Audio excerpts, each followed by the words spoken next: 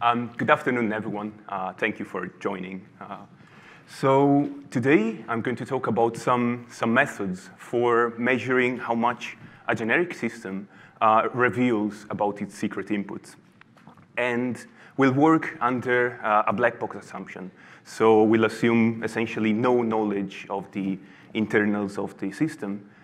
And the main result, really, of our work is that we can actually use machine learning for measuring this leakage in an efficient way, but still retaining strong theoretical guarantees.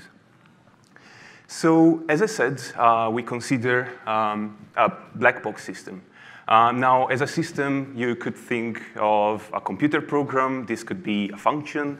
It could even be some hardware doing some sort of computation. And this system takes as input some secret, and it returns some output. And the output, given the secret input, will be chosen according to some probability distribution, which is unknown to us. And for the purpose of this talk, the secret will take finite values from a finite set, and the outputs can be either discrete or continuous values. And we really make many assumptions on these systems. We actually ask that this system doesn't change over time. That's all, really. And now the kind of questions we try to answer here are, well, say an adversary observes the output. Well, can we measure how much the output reveals about the corresponding secret?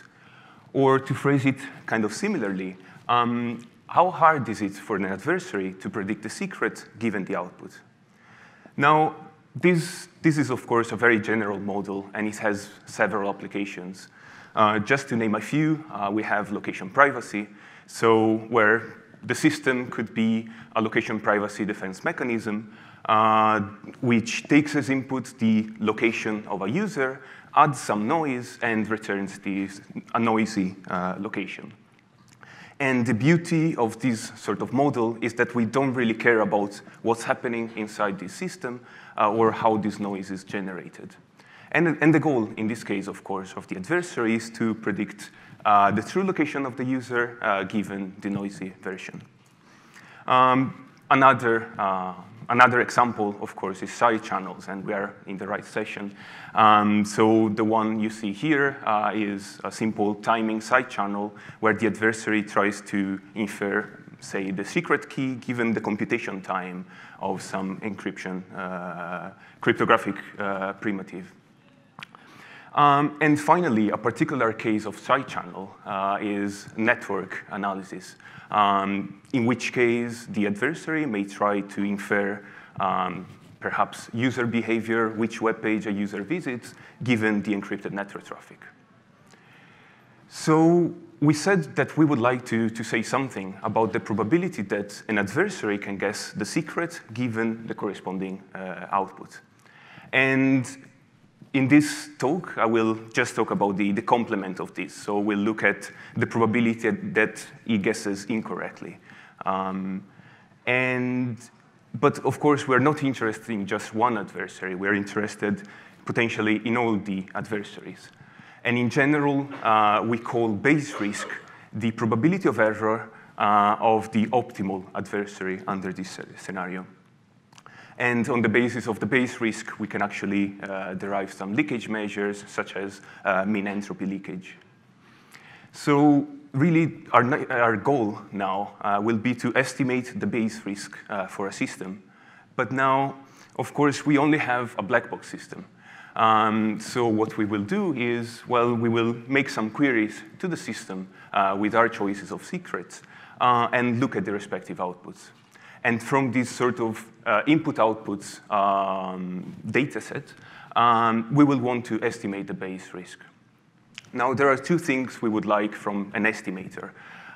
First of all, we would like that for any system, its value should converge to the base risk, given enough examples. But of course, B, for real-world systems, we would like this estimator to converge quite quickly. So we wouldn't want to make too many queries to our system. And Until now, really, there's only been one method for doing this sort of estimation, and that's what we refer to as the frequentist paradigm. So let me give you an idea of how it works. So suppose we're given these queries, input-output queries, and then we ask this frequentist adversary to make a prediction for an output 0.4. Then this adversary will simply do a majority vote over the secrets observed with that output, and it will just output that secret. But of course, problems start arising when we ask this adversary to make a prediction for some value, for some output value it has never seen, such as 0.5, in which case you'll have to randomly guess. Now, this really has been the only approach so far in this direction. But unfortunately, well, A, of course, it cannot be applied to whenever the output space is continuous. This is easy to see. But secondly, and perhaps most importantly from a practical perspective, these kind of methods really needs to have observed one example for each possible output value. And of course, if the output space of the system becomes very large, then this method will just not scale. It will just require too many queries. So what can we do about this? Well, let me tell you a bit about this nice little classifier, nearest neighbor. This is arguably the simplest machine learning classifier. And the idea is as follows. So say we have some points, each belonging to a different class, and we have to make a prediction for a new point. Then the nearest neighbor rule will tell us, well, just output the class of the closest observation to your point. Now, why am I talking about nearest neighbor? Well, as a matter of fact, we showed that, in our paper, we showed that with very, very minor modifications, the error of the nearest neighbor classifier asymptotically approximates the base risk. So effectively, we can use the nearest neighbor classifier as we were using the frequentist approach for estimating the base risk. So this is the idea. We have made our queries to the model. We have this data set. We will have to split it into training and test set, and then estimate the nearest neighbor error on this test set. And this will already be a leakage measure for us. Now, this only works when the output take values from a finite space, similarly to the frequentist approach. But then, if we have continuous output values, we can just use K and N. So K and N works similarly as before. Just this time, we will make a majority vote over the K closest observations. And in our paper, we showed that if we choose the value of K appropriately with respect to the size of the training set of K and N, you could think of in terms of the number of queries we make, then K and N is a leakage estimator, even in the continuous case. And this really brings us to our main result, and that is that, as it turns out, there exists a whole class of machine learning methods which have this property, and that is that given enough examples, given enough queries, their probability of error approximates asymptotically the base risk. So these are the theoretical guarantees that we wanted. Now let's look at some actual results in practice. And within the paper, we looked at a couple of side channels. I'm just going to talk here about a location privacy example. So in this application, we looked at the Gowalla dataset, which comprises users' location data. And to this location data, we applied several location privacy mechanisms, geometric, Laplacian, and BLEAU Arimoto. So let's start with the first one, geometric. The idea is, suppose you have two users' locations to defend, then the noise is sampled according to the two distributions you see here. And, well, we run the experiments and computed the number of queries required for our methods to actually converge to a good approximation of the base risk. And, well, as it turns out, neither frequentist nor nearest neighbor approach did actually manage to converge within the number of examples we had. But with k-nearest neighbor, we were able to converge within 20,000 queries to the black box. We also run some experiments for the Laplacian noise, which is essentially equivalent to the geometric noise. It's just continuous. In this case, we had pretty much the same results, although we couldn't really apply the frequentist approach because, of course, this is a continuous mechanism.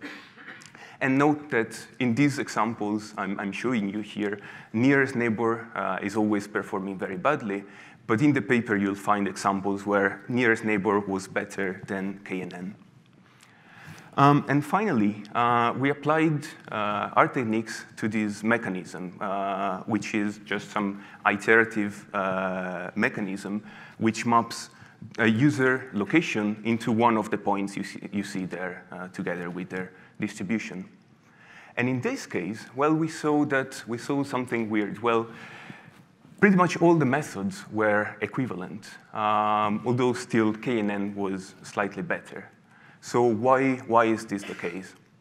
Well, if you think about it, in this case, the system has only very few possible output values. And indeed, the ones you see plotted here are the only possible values this system can have. And this is actually a fact we observed much more in general, and that is that our methods, and in general machine learning methods, tend to be equivalent to the frequentist approach for very small systems, or for systems for which the output space is fairly small. Right, so we also carried on some experiments on synthetic data. I'm just going to give you the gist of it. We observed that, and this is not so much of a surprise, that machine learning methods, and in particular nearest neighbor methods that we evaluated, did manage to scale to very large systems, so system with 100,000 output values, 1 million output values. And they were particularly good whenever there was some sort of metric on the output which could be exploited. So you could imagine time side channels when the output is time. When there was no metric on the output space, then our methods were pretty much equivalent to the frequentist approach, which was not bad news. But still, we were able to find some particular example. We crafted this very weird system so that nearest neighbor rule could fail against the frequentist approach. At which point, one may ask, well, is there an optimal estimator for black box security? And the answer, once again, comes from the machine learning theory, where the no-free lunch theorem tell us, no, there's no such thing as an optimal estimator. And indeed, what it says is, imagine you have any two estimators, A and B. There's exactly as many systems for which estimator A will be better than B, and the other way around. And the takeaway, really, of this impossibility result is that in practice, when we want to measure the leakage with black box security methods, we should always try just many estimators and just look at the one that converges faster. But this is, of course, kind of good news if you think about the fact that after our work, there are many, many new estimators for estimating the leakage. And indeed, there is a whole new class of estimators. And we released F-BLEAU, which is a tool for measuring leakage. At the moment, it only implements nearest neighbor methods, but it's based exactly on this idea. So kind of to wrap things up, black box security has a huge potential because it allows us to measure the leakage of systems without the need to model them, their internals.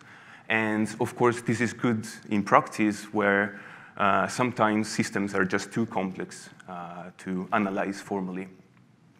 And until now, there was only the frequentist approach for measuring leakage in this way. But thanks to this work, there's a whole new class of methods, and namely the universally consistent machine learning rules, which we can use for this purpose. And in the future, really, we are looking forward to more applications in side channels, but we're also looking at using these techniques for measuring the security of machine learning against attacks such as membership inference, for example. So this is really all from me. I'll be happy to take your questions.